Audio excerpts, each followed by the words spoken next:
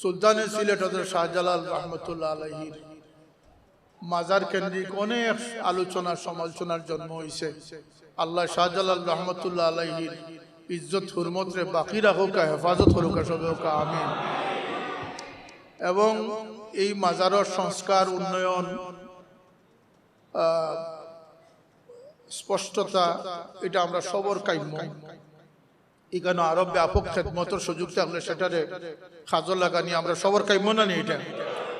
কিন্তু যদি এটারে এইগুলা ফানি কেউ শিকারও ব্যস্ত হই, যারা মাজারও যায় না, মাজারে অবজ্ঞা করে, যারা মাজারে মনে করে যে মরকাজুল শিরক, নাউজুবিল্লাহ, এরা যদি এই সুযোগে মাজার বিরোধিতা অগ্রসর হই, এটা জানিয়া এখন জানি ই মাজারের হুরমত রক্ষার লাগিয়া হযরত সাহেব সুইলা ডাক দিসলা, মনে আছে না? আমরা শাহজালালের উত্তরসূরি হল এখনো জীবিত আছেন, আল্লাহর ওলি হলর অনুসারীরা এখনো জীবিত আছেন।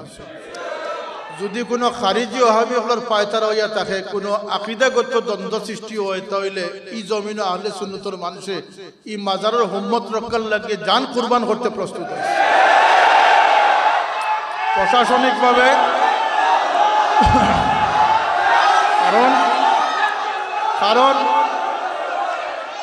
কারণ আমরা দেখি আর যে মা থাকি অনেক সময় মাসির দরদটা বেশি দেখাই যায়।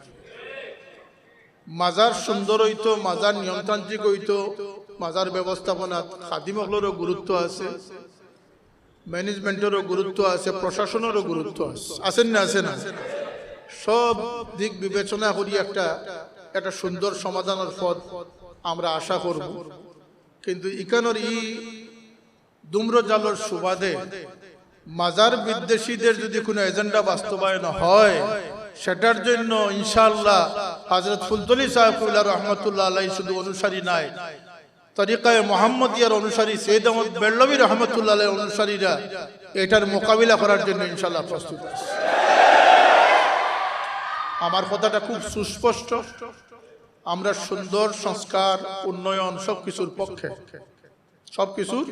পক্ষে।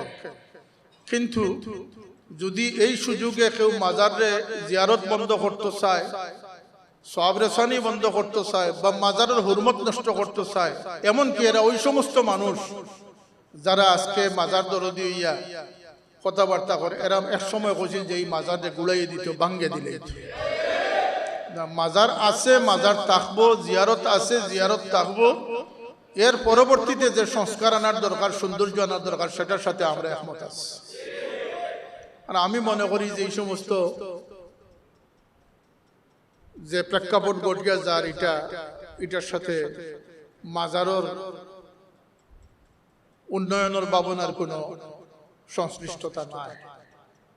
এটা প্রশাসনিক একটা ব্যবস্থাপনা, সেটা হতেও পারে, নাও হতে পারে। আমরা চাই যে সবসময় আমরা এখানে শাসক প্রশাসক যারা, তারা বালা মানুষ আইসেন, বালা মানুষ থাকতা চাই না নি আমরা। এটা নিয়ে যাতে মাজারের বিরুদ্ধ চক্র যাতে কোনো সুযোগ না পায়, এটার ব্যাপারে আমরা সোচ্চার আছি, সোচ্চার থাকবো ইনশাআল্লাহ।